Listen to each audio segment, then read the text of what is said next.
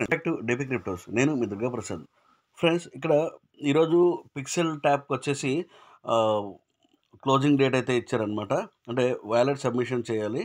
So ఇంకోటి వచ్చేసి ఇప్పుడు వీళ్ళు టోకెన్ జనరేషన్ ఎప్పుడు ఏంటనేది అయితే ఇంకా ఇవ్వలేదు. అదైతే ఫ్యూచర్లో అయితే అవుతుంది. సో ఇప్పుడు నెక్స్ట్ వచ్చేసి ఇప్పుడు ఈ వ్యాలెట్ కనెక్ట్ చేయడం ఎట్లా ఏంటి అనే దాని గురించి అయితే చాలామంది అయితే సబ్స్క్రైబర్స్ అయితే అడిగారు. సో ఇంతకుముందు నేను ఆల్రెడీ చాలా రోజుల క్రితం అయితే వీడియో చేశాను. ట్రస్ట్ వ్యాలెట్ని యాడ్ చేసుకోమని చెప్పని అయితే చేశాను.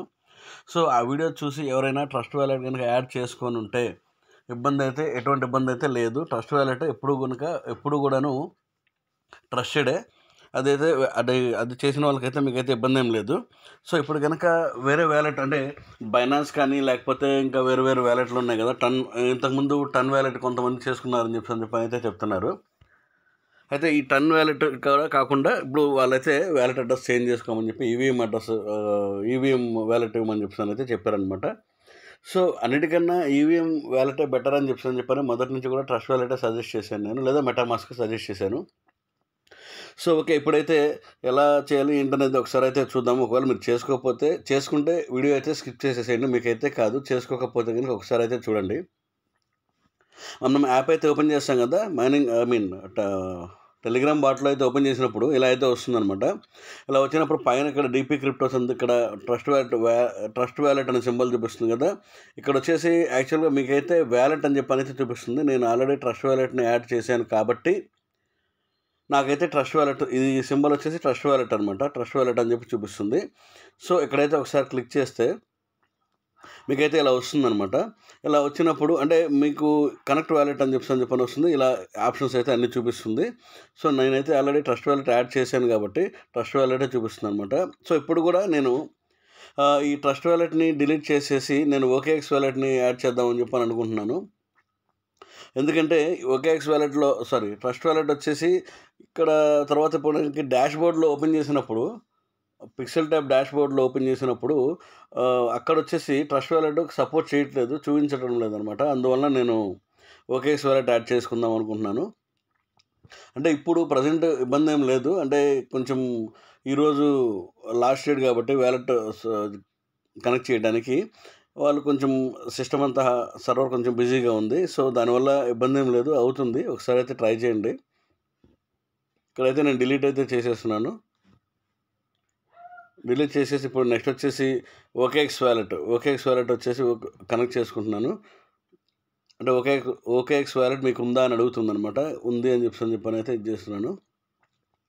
సో ఇక్కడ వచ్చేసి deposit OKX, write down your USDT URC20 wallet address to receive tokens.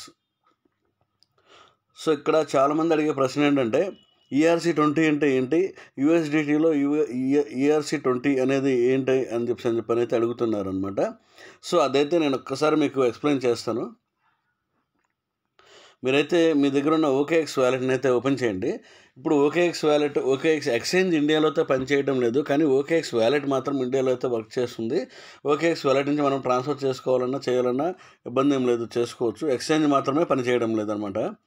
So ఇక్కడైతే మీరు ఇక్కడైతే పైన చేంజ్ చేసుకుంటే ఎక్స్చేంజ్ అయితే వర్క్ చేయడం లేదు.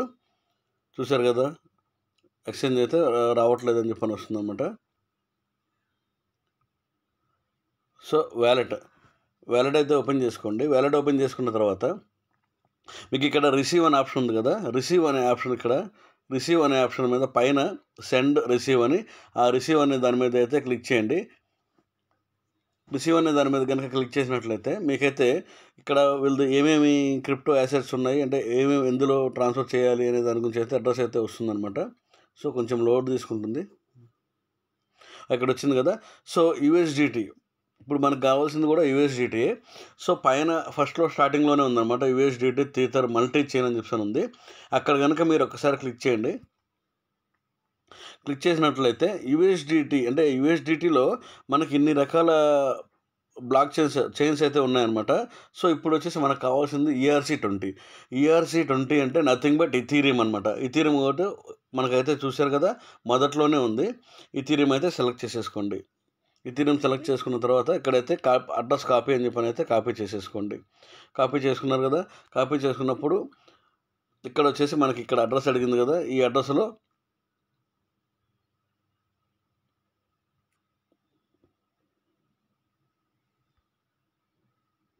డిపాజిట్ అడ్రస్ దగ్గర అయితే పేస్ట్ చేసేసేయండి.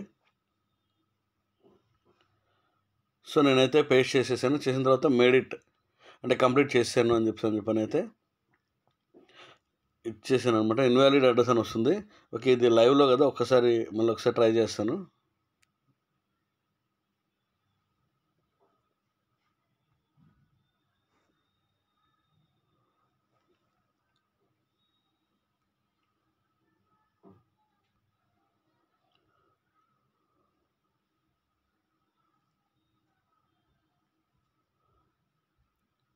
సో మళ్ళీ కూడా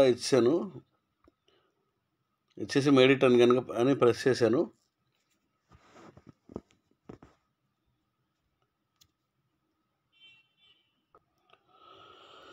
సో ఇదైతే ఇన్వాలిడ్ అడ్రస్ అనే వస్తుంది. ఒక్కసారి అయితే మళ్ళీ ఒకసారి నేను